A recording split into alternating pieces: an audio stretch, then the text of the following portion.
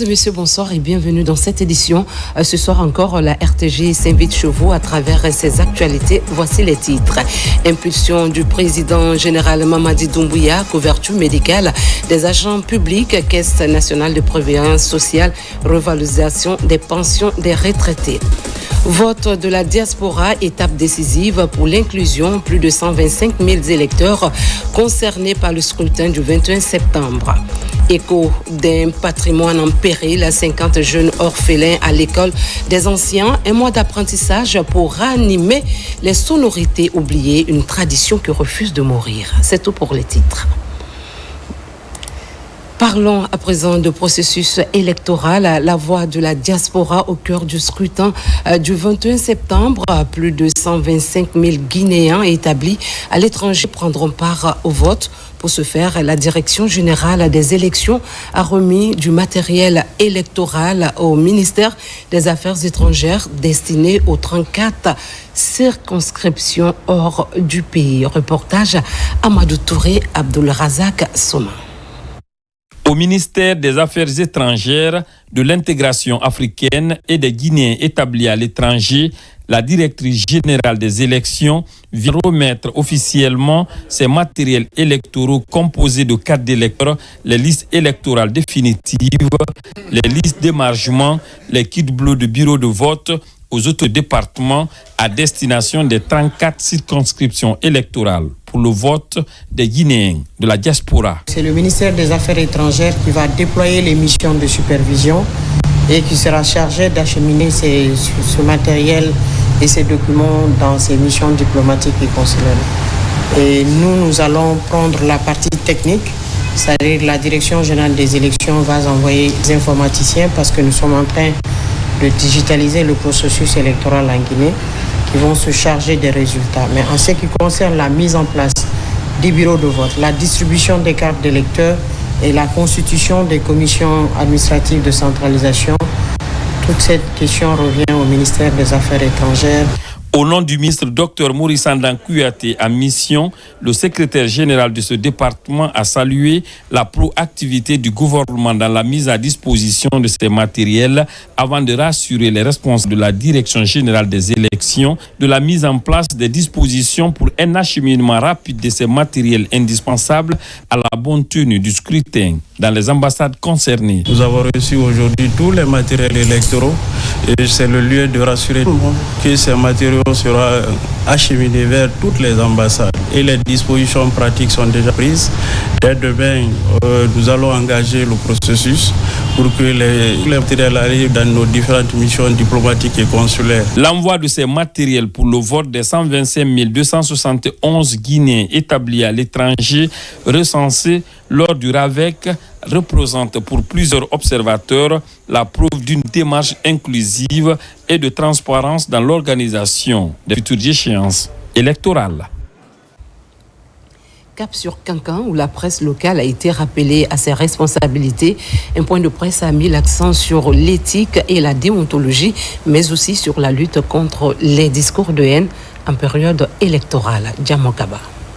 Pour un référendum sans fausse note, l'implication des journalistes pour une information libre et équitable s'invite dans ce débat à Cancan. Sur les traces du ministre Fana Souma, le directeur régional de l'information et de la communication interpelle les consciences des hommes de médias. En cette période de campagne, l'éthique et la déontologie du journalisme sont rappelées pour lutter contre des postures partisanes et la désinformation. Nous sommes dans un moment très crucial et la responsabilité sociale des journalistes était vraiment demandée.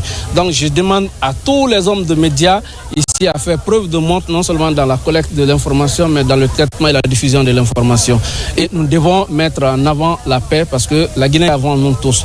La consolidation de la paix pendant et après le référendum du 21 septembre 2025 domine les débats. La responsabilité du journaliste en matière de traitement et de diffusion des informations est défendue pour mettre fin au discours de haine.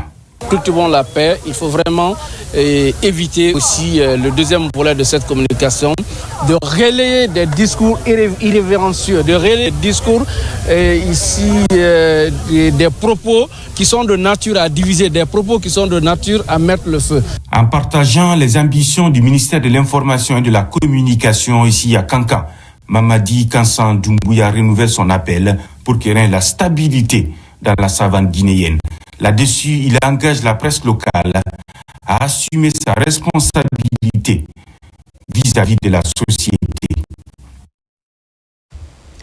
Retour sur le drame de Manéa dans la préfecture de Koya. Un éboulement a fait plusieurs victimes et causé d'importants dégâts sur les lieux. Le ministre de la Justice, Yaya Kairaba Kaba, a exprimé sa solidarité du gouvernement et présenté les condoléances du chef de l'État aux familles en deuil. Reportage Tcherno Younoussaba. Après le récent éboulement qui a touché des domiciles privés et a coûté la vie à plusieurs personnes à Manaya dans la préfecture de Koya, le ministre de la Justice et des Droits de l'Homme s'est rendu sur les lieux. Il a rencontré les rescapés au centre de Manaya et a présenté les condoléances aux familles des victimes ainsi qu'au peuple de Guinée. Ce matin, ma première activité consiste à la présentation des condoléances. Tout d'abord, et prie Dieu pour le repos de l'âme de ceux qui sont disparus. Priez Dieu que de telles catastrophes, que la Guinée soit épargnée. Cette visite inscrite dans un élan de solidarité et d'humanisme a été l'occasion pour le garde des Sceaux d'exhorter les populations à se référer aux techniciens de l'urbanisation avant toute construction afin d'éviter de tels drames. J'ai d'abord essayé de comprendre si les lieux sur lesquels cet accident est intervenu, si ces lieux ont fait l'objet de lotissement du ministère de l'Habitat et de l'Urbanisme. Il m'a été répondu par monsieur le préfet, ces lieux n'ont fait l'objet d'aucun lotissement. L'appel que je lance à la population, en ce qui concerne la matière domaniale, de se référer au ministère de l'Habitat et de la Construction. La démarche a permis d'apporter un réconfort aux victimes rassemblées au centre. Une enveloppe symbolique leur a été remise en guise d'assistance sociale en présence des autorités préfectorales et communales de Koya.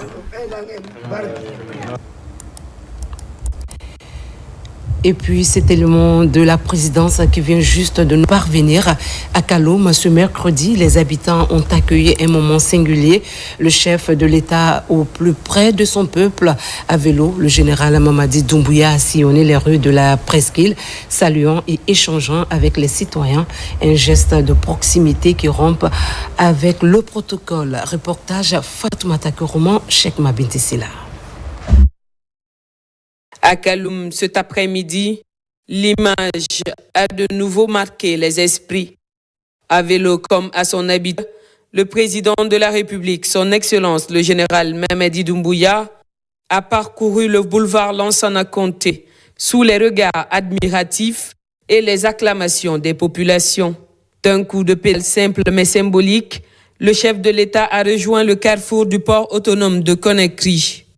Sur son passage, les citoyens de Kaloum n'ont pas manqué de lui témoigner leur soutien indéfectible, rappelant l'attachement profond entre le président et son peuple. Chemin faisant, le général Mamadi Doumbouya s'est arrêté devant plusieurs institutions, notamment le ministère de l'Urbanisme et de l'Habitat, en charge de la récupération des domaines spoliés de l'État. Là, il a rencontré le ministre concerné, avant d'échanger également avec le ministre du Tourisme et de l'Hôtellerie, ainsi qu'avec le gouverneur de la Banque centrale. Des échanges francs et directs dans la transparence et la proximité. Mais ce qui a particulièrement retenu l'attention, c'est son passage au centre de santé de Boulbiné. Devant les populations et le personnel soignant, le chef de l'État a reçu un dossier sensible. Et sans attendre, il a décidé d'y donner une suite immédiate. Un geste fort qui illustre sa disponibilité constante et son écoute attentive envers les préoccupations des Guinéens. Ce moment simple en apparence dit beaucoup sur le style de gouvernance du général Mamadi Doumbouya. Proximité, humilité et action. Un chef d'État qui choisit la route du peuple, qui prend le temps d'écouter et qui agit sans délai. Kaloum en garde une fois de plus le souvenir d'une journée pas comme les autres. Une journée où la distance entre le pouvoir et les citoyens s'est effacée pour laisser place à un lien direct, sincère et indestructible entre le président de la République et son peuple.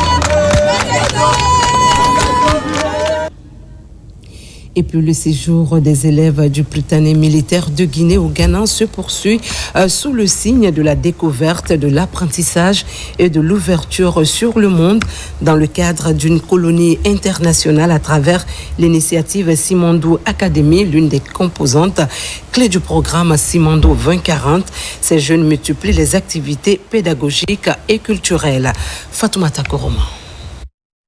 Au Ghana, les élèves du Prytanée militaire de Guinée poursuivent leur colonie internationale, placée sous le signe de l'ouverture et de la découverte. Avant de sillonner les grandes attractions du pays le week-end dernier, les élèves ont été reçus à l'ambassade de Guinée à Accra.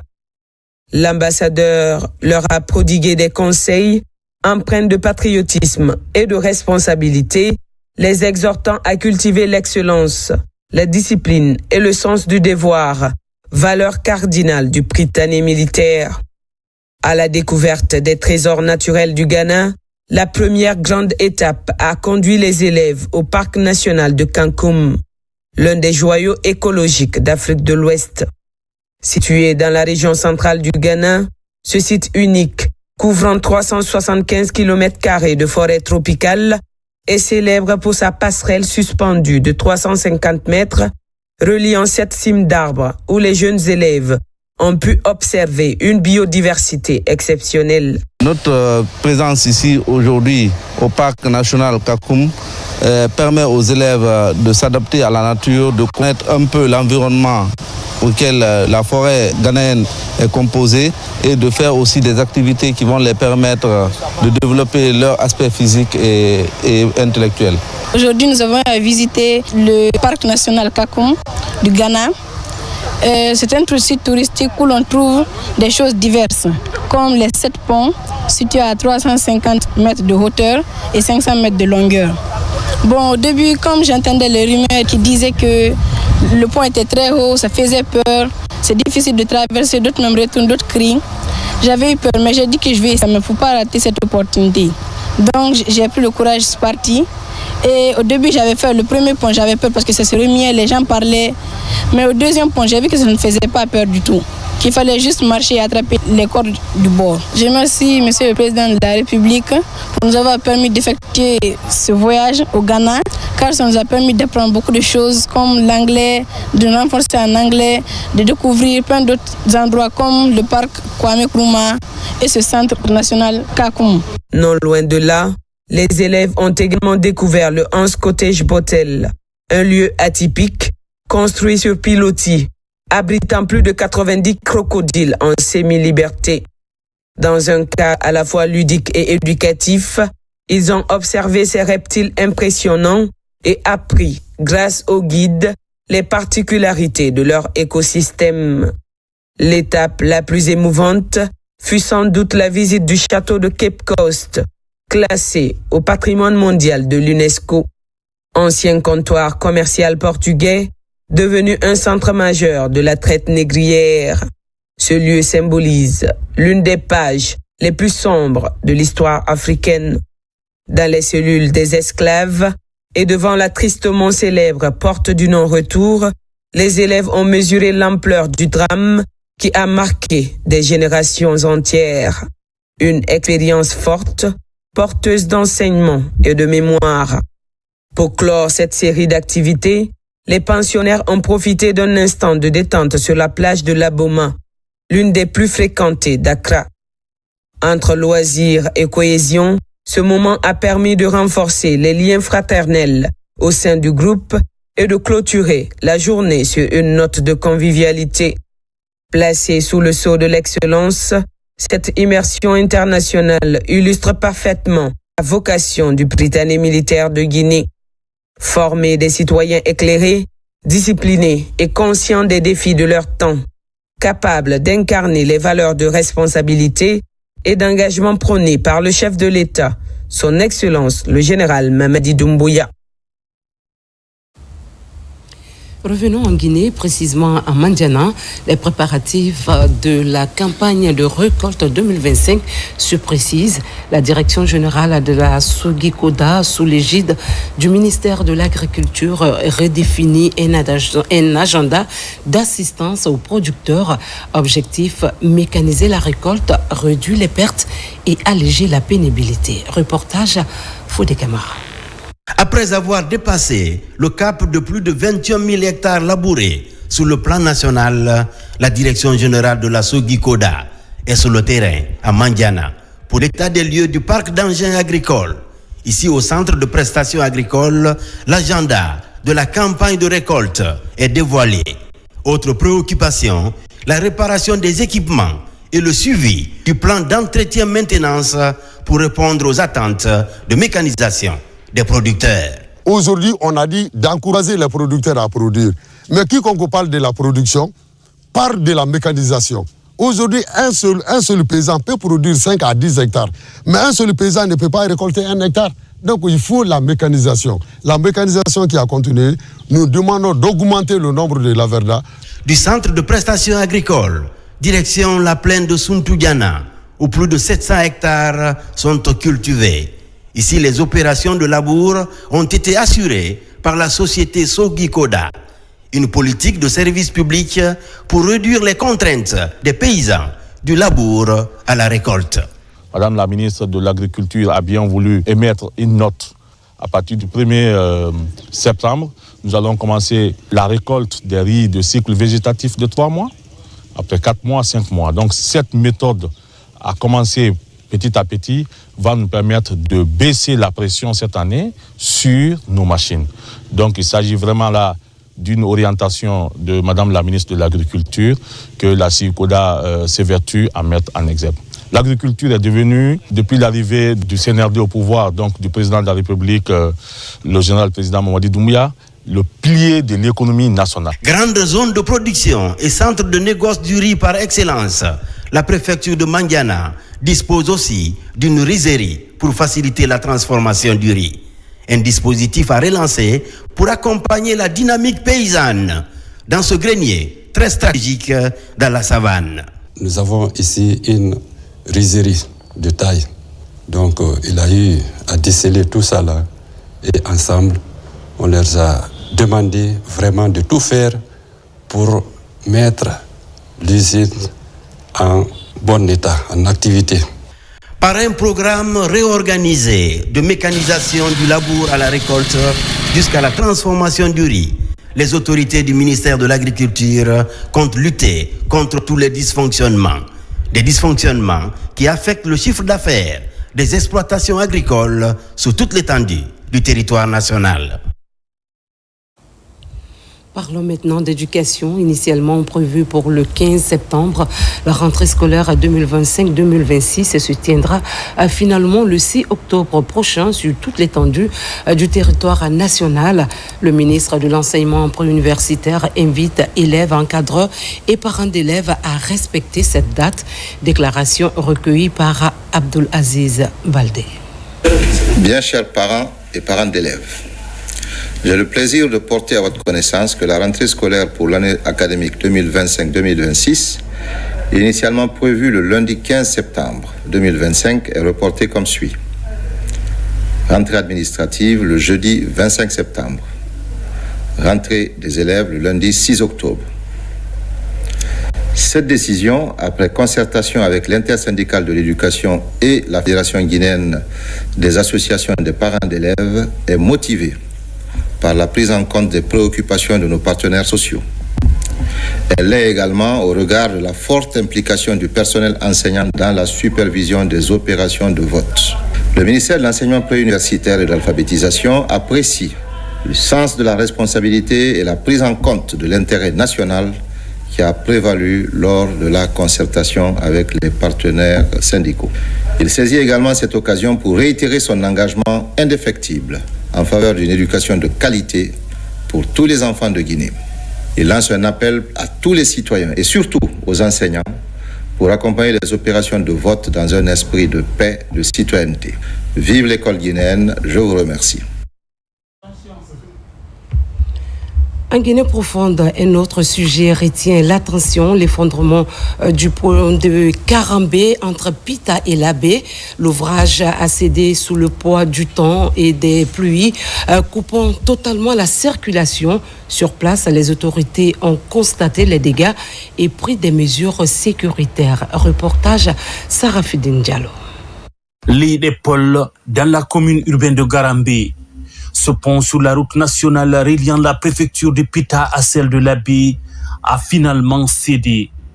Sous le poids de l'âge et des engins, il n'a pas résisté face à la pression des fortes pluies enregistrées ces dernières heures dans la zone. En lieu place de l'ouvrage, un grand vide qui bloque totalement la circulation des engins.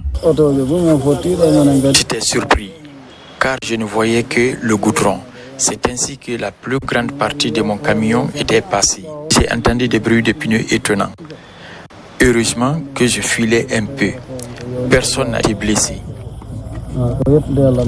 Sur le site, les autorités régionales et préfectorales viennent constater l'ampleur de la situation et envisager des solutions idoines.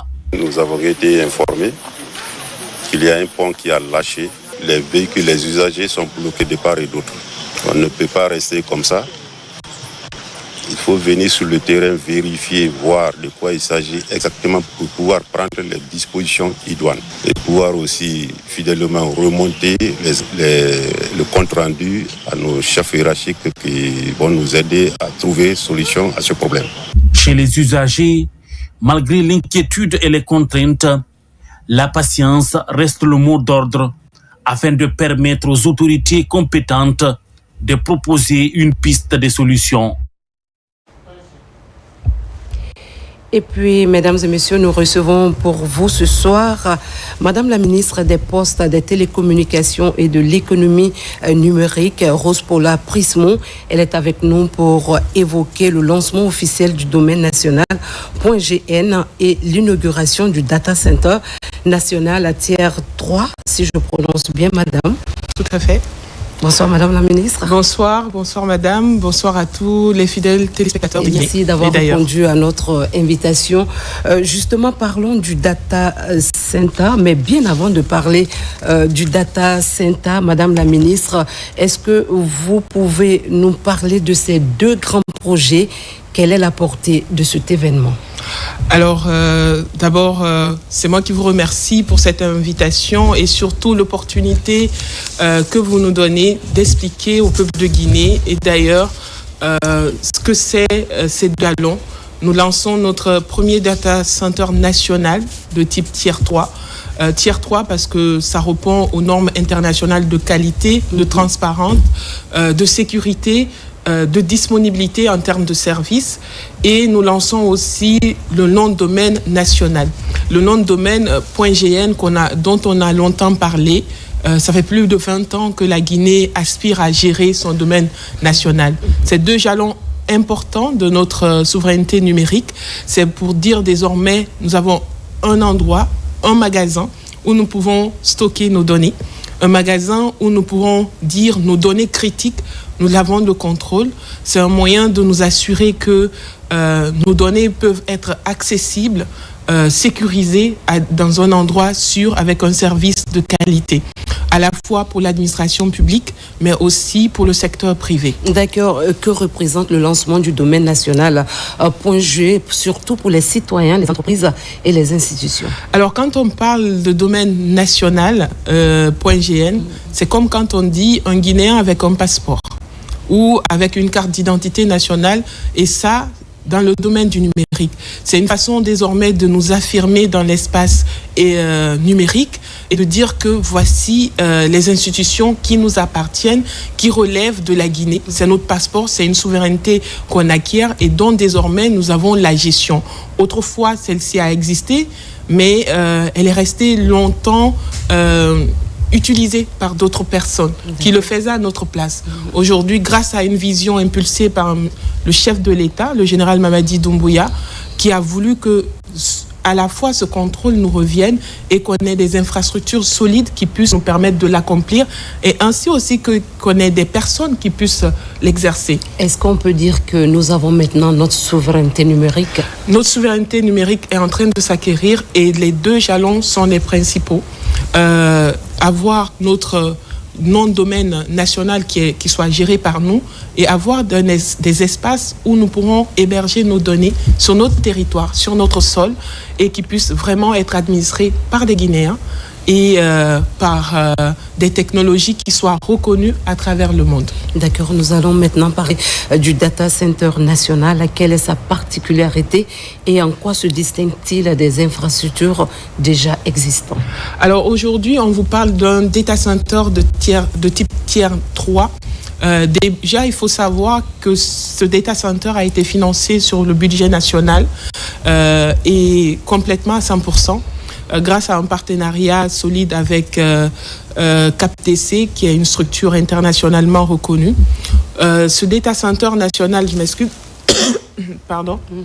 Ce data center national est aussi, dans sa particularité, Tier 3, ça voudrait dire qu'on a de l'énergie, qu'on a des équipes qui vont être là 24 heures sur 24, 7 sur 7, qui puissent rendre les données accessibles. Et la particularité est que nous avons une sécurisation de ces données et nous pouvons désormais avoir cette maîtrise de nos données. Quelles sont les retombées pour les Guinéens? Retombées économiques, il faut savoir aussi que nous avons longtemps parlé du coût de l'Internet. Nous parlons incessamment, qu'est-ce que ça prend, pourquoi c'est si cher en Guinée. Eh bien, j'ai envie de dire ce soir que nous sommes sur le chemin pour pouvoir acquérir. Quand on parle d'Internet moins cher, c'est parce qu'on a des infrastructures solides qui puissent tenir cet Internet qui soit moins cher. Aujourd'hui, on investit dans notre backbone national qui est le réseau de fibre optique par lequel nous devons faire passer les données. Nous avons réussi à quadrupler, c'est-à-dire on est passé de 50 gigas à 200 gigas sur ce réseau. Ça veut dire quoi? Que pour véhiculer nos données, nous pouvons désormais avoir plus de capacité et donc avoir plus de fiabilité à l'intérieur du pays, plus de qualité. On a aujourd'hui, au niveau de ce data center, la possibilité d'aller héberger nos données. Ça veut dire que, par exemple, si vous cliquez sur un bouton qui doit aller chercher de l'information et qui soit hébergé ici, qui ne soit pas hébergé, le temps de latence qui doit vous amener peut-être sur un serveur qui se retrouve à New York, à Washington, au Canada, se réduit aujourd'hui parce que ces données sont là sur un point d'échange où nos données guinéennes vont transiter désormais. Donc ce data center, à la fois au niveau économique, va nous permettre de pouvoir économiser, de pouvoir aussi réduire le temps de latence. Quand on réduit ce temps de latence, ça revient moins cher à la population. Ce que nous espérons d'ailleurs. Voilà, et c'est le process que nous faisons. Comment ces initiatives s'inscrivent-elles dans la vision du chef de l'État? C'est cette vision qui est matérialisée dans le programme Simandou. Tout a été très bien pensé dans son axe 3, qui est technologie, infrastructure. Nous savons qu'il faut bâtir la Guinée sur des socles forts. Et ces infrastructures comme celles du numérique en font partie pour permettre d'assurer durablement notre souveraineté à la fois économique mais aussi numérique aujourd'hui. Nous avons un data center, c'est une infrastructure, nous lançons notre point de domaine, ça veut dire que nous avons déjà les moyens de notre service que nous voulons offrir aux concitoyens et cela s'inscrit durablement dans cette vision que nous voulons matérialiser à travers le programme Simandou qui veut faire comme un moteur de croissance le digital, donc une économie numérique assez forte pour pouvoir soutenir tous les autres domaines du programme Simandou. Merci Madame la Ministre. C'est moi qui vous remercie. Merci d'avoir répondu à nos questions. Tout à fait, merci. Je rappelle que nous étions avec Madame la Ministre des Postes, des Télécommunications et de l'économie numérique, Madame Rose Paula Prismo. Et puisqu'on parle, on ne parlera pas de data, mais cette fois-ci, on parlera de religion. Le Mawloud marque la naissance du prophète Mohamed, paix et salut sur lui. Cette cet effet, cette date sera commémorée demain soir en Guinée. À cette occasion, le ministre, le secrétaire général des Affaires religieuses invite la communauté musulmane à consacrer la journée de demain à la sensibilisation pour la paix et l'unité nationale. Suivez-le au micro de Soriba Bangoura. Nous étions là aujourd'hui pour inviter l'ensemble des services déconcentrés du secrétariat général des affaires religieuses, inviter l'ensemble des fidèles musulmans de Guinée de consacrer la journée de Mawlud marquant la naissance du prophète Mohammed, paix et salut sur lui, sur les sensibilisations de nos chères populations vers l'importance de la paix, de cohésion sociale, du rassemblement et de vivre ensemble.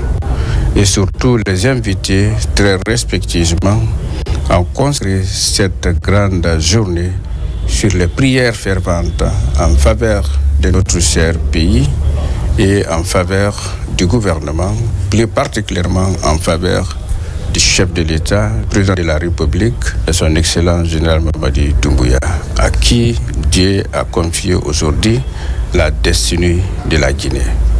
Donc, nous devons s'inspirer des modèles du prophète Mohammed, paix et salut sur lui, vis-à-vis sa relation avec les différentes autorités. C'était toujours basé sur le respect réciproque, sur la sagesse, sur la retenue et sur le respect des dignités de l'homme.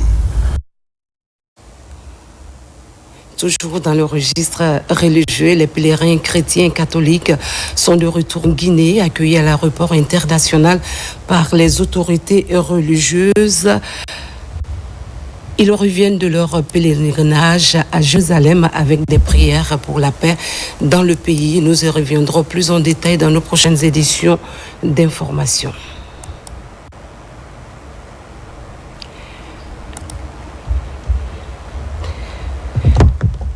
Voilà, mesdames et messieurs, nous revenons sur cet élément social et qui est un acquis majeur du CNRD et qui retient l'attention sous l'impulsion du président de la République générale Mamadi Doumbouya. La couverture médicale des agents publics est devenue réalité et mieux, les réformes de la CNPS ont permis la revalorisation des pensions des retraités. Alpha Isiagaba. La couverture médicale des agents de l'État est l'une des plus grandes réformes du CNRD. Les assurés sociaux sont pris en charge à hauteur de 80%. L'initiative présidentielle est mise en œuvre depuis le 8 août 2024 par la Caisse nationale de prévoyance sociale. À ce jour, plus de 21 000 agents de l'État ont bénéficié de l'assurance maladie de la CNPS.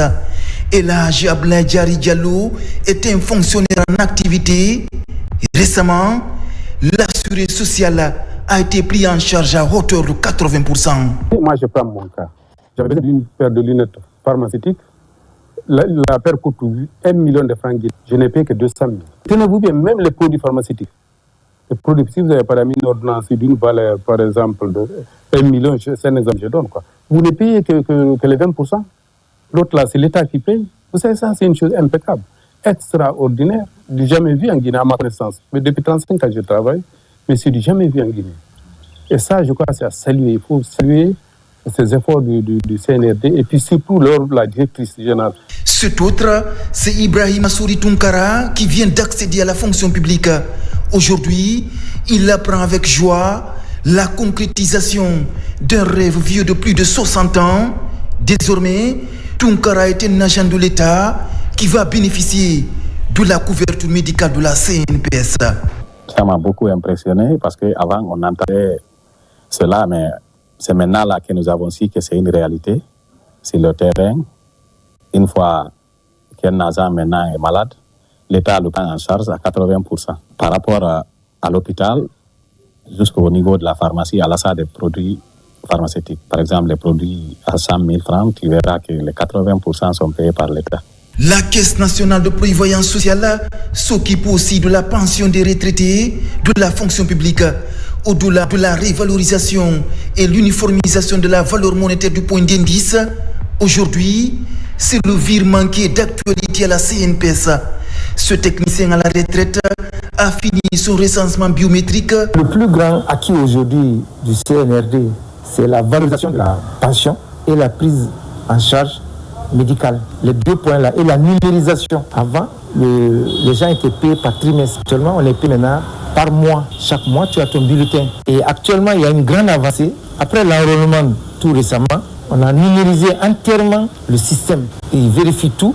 On te donne des bracelets où il y a toutes les informations. On profite encore. Ceux qui ne sont pas virés dans les banques se font virer dans les banques. Actuellement, on est payé maintenant dans les banques. Sur le plan social, le CNRD a marqué les esprits. La Caisse nationale de prévoyance sociale poursuit ses réformes pour le bien des agents de l'État. L'institution est à ce jour représentée dans toutes les structures sanitaires publiques du pays. Les pharmacies ont également des partenariats avec la CNPS pour faciliter la prise en charge rapide des assurés sociaux. À Mandiana, place à la première session du comité technique préfectoral de la santé. Bilan des 6 derniers mois, forces et faiblesses passées en revue avec une particularité, la participation des cadres retraités. Reportage Fodé Bangali Fofana. Outre le personnel de la direction préfectorale de la santé, l'équipe préfectorale d'alerte et de riposte aux épidémies, les partenaires techniques et financiers, ainsi que les représentants des confessions religieuses, prennent part à cette session, les cadres à la retraite qui ont longtemps servi avec satisfaction les services du district sanitaire de Mandiana pendant leur temps. Changer de parler des problèmes, trouver des solutions qui vont être des forces, des faiblesses et des bonnes recommandations à donner. Il s'agit de faire le bilan des activités des 6 mois passés, identifier aussi les points forts et les faiblesses de ces activités sanitaires au niveau des différentes structures sanitaires de Mandiana. Les participants ont été invités à plus de rigueur pendant les 3 jours pour répertorier les points forts et les faiblesses afin d'améliorer les indicateurs de santé dans la préfecture de Mandiana. Télémélé, l'érudit de Kindia prépare une cérémonie de lecture du Saint-Coran et de prière pour la paix avant d'offrir des engins roulants aux chefs religieux. Reportage Nabi Kamara. Elhaj Abdul Wakili Alamali Keita, l'érudit de Kindia, était récemment à Télémélé. Il avait répondu à l'invitation du secrétariat préfectoral de la Ligue islamique pour communier avec les populations musulmanes de cette préfecture de la région administrative de Kindia. Les autorités de Télémélé ont mis cette occasion à profit pour organiser une cérémonie de prière pour l'ensemble des Guinéens.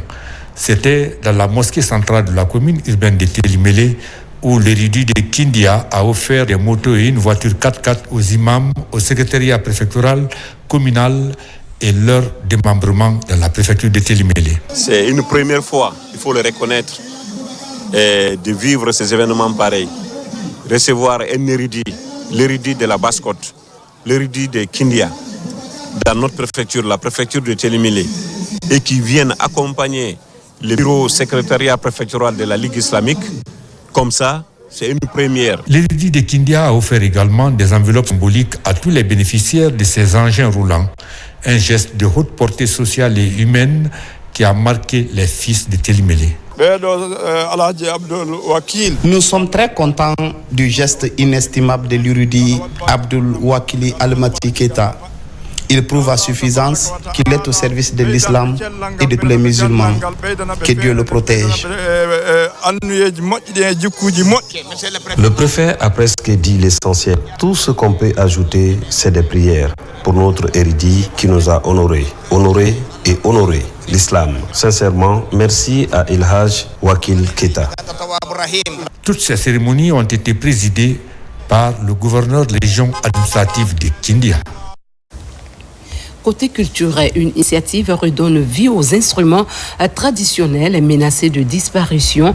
50 jeunes orphelins formés pendant 1 mois deviennent les gardiens d'un héritage décidés à préserver une tradition qui refuse de s'éteindre. Ousmane Ba, Mamadou Djoumaba. Une démonstration pour prouver devant les autorités qu'ils ont bien maîtrisé ces instruments traditionnels en voie d'extinction. Au nombre de 50, ces jeunes déshérités ont bénéficié d'une formation d'1 mois à l'utilisation du tambiru, nyényéru, boté, la calebasse et le siko. Notre pays est riche d'une diversité culturelle exceptionnelle, a toujours fait de la musique et de la danse traditionnelle un socle de cohésion sociale, un langage universel de fraternité et un outil de rayonnement international. En redonnant vie à ces instruments ancestraux, nous affirmons que la modernité ne doit pas être synonyme d'effacement, mais bien de continuité et d'harmonie entre l'héritage du passé et les défis du présent. Nous n'avons pas d'instrument dans notre propre ballet. Je vous remercie. Je remercie le président de la République, Mamadi Doumbouya, et les organisateurs, et aussi notre cher encadreur, Aboka Souabé Kamara. Cette formation a permis à ces jeunes d'avoir les astuces nécessaires pour devenir désormais des gardiens de la tradition. Notez juste que c'est une première édition, il y en aura d'autres. Et cela concernera l'ensemble des instruments de musique traditionnelle en voie de disparition. Mon souhait, c'est qu'après cette activité, vous vous mettiez ensemble, toutes les sections, Nyényéro et tout ce que j'ai vu beauté, la flûte, pour composer un morceau essentiellement instrument de musique traditionnelle en voie de disparition. Nous financerons l'accompagnement de ce projet, nous financerons l'entrée en studio, nous financerons également le clip pour qu'on ait quelque chose de magnifique et d'authentique. Cet événement qui marque la clôture de la formation a aussi été une occasion de remettre des satisfecits aux formateurs en guise de reconnaissance pour la sauvegarde et la transmission du flambeau à la nouvelle génération. Enfin, en page nécrologie, Mamou pleure la disparition du président de la délégation spéciale de Sara Moussaya. Le ministre des Mines et son homologue de l'Environnement ont présenté les condoléances du gouvernement et du chef de l'État. Ça Martin Fascinadono, Mamadou Alpha Baldé. C'est dans un élan de reconnaissance et de compassion suite au décès du président de la délégation spéciale de Sara Moussaya que le ministre des Mines et de la Géologie et son homologue de l'Environnement et du Développement durable s'y sont rendus. Les ministres Bouna Silla et Djami Diallo en saluant l'autorité locale et en lui présentant les condoléances du gouvernement renouvellent implicitement la relation entre administration centrale et services déconcentrés nécessaires pour la promotion de la paix et de la cohésion sociale. Nous sommes là au nom du président de la République qui nous a chargé de transmettre ses condoléances les plus éplorées à la famille du défunt ainsi qu'à tous ses collègues. Donc c'est à ce titre que nous sommes ici à Sara Moussaya auprès de la famille éplorée pour leur transmettre nos condoléances au gouvernement du général Mamadi Doumbouya et également les réconforter dans cette douloureuse épreuve. La présence des ministres au nom du chef de l'État, général Mamadi Doumbouya, montre que l'exécutif se rapproche davantage des populations et se montre respectueux des collectivités à la base. Le général des corps d'armée, Mamadi Doumbouya, très humaniste, côté social, champion. Parce que quand on prend Sara Moussaya, nous sommes à 85 km du centre-ville. Nous sommes proches de Dabola que de Mamou Centre. Dépêcher une délégation de Conakry jusqu'ici, c'est un truc magnanime. Le geste est apprécié par les collaborateurs et la famille du défunt, Yaya Bari, lui qui a été enseignant et secrétaire du poste de santé avant de devenir président de la délégation spéciale de Sara Moussaya. La route entre Sara Moussaya et le goudron, vous avez vu ce qui se passe là-bas, le travail qu'ils sont en train de faire. Ça c'est beaucoup, il faisait partie de cette activité. Donc si aujourd'hui mon frère part, je vois le représentant du président, je vois même le président aujourd'hui devant moi. C'est pas l'enveloppe qui nous intéresse, c'est le gens d'abord. Honorer la mémoire du président de la délégation spéciale de Sara Moussaya aide à préserver l'équilibre social. Ici, à la mosquée de la commune rurale, les ministres, les cadres ressortissants Mou et de Dabola ont formulé des prières pour la paix et la cohésion sociale. Paix à son âme. Amen. Voilà qui met fin à cette édition du 3 septembre. Merci de votre fidélité. Restons unis, vigilants et confiants à l'avenir de notre pays. Excellente soirée à toutes et à tous.